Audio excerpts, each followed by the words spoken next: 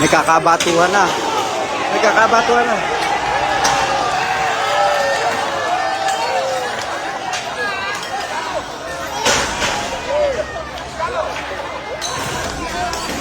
Lumilipad yung mga bote sa kasalukuyan.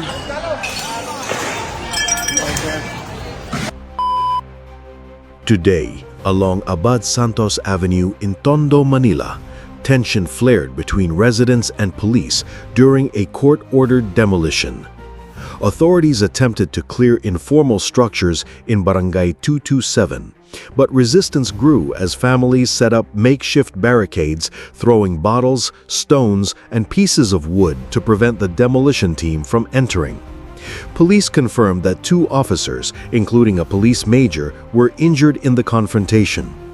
The standoff temporarily halted when children were seen inside the houses, but when the operation resumed, clashes intensified.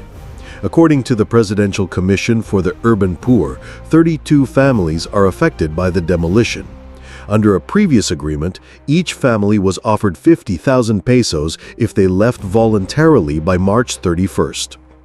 As of now, a portion of Abad Santos Avenue from Antipolo Street to Batangas Street remains closed.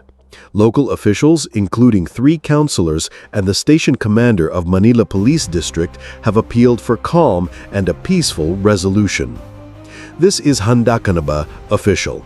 Don't forget to like, share, and subscribe for more updates on issues that matter to you.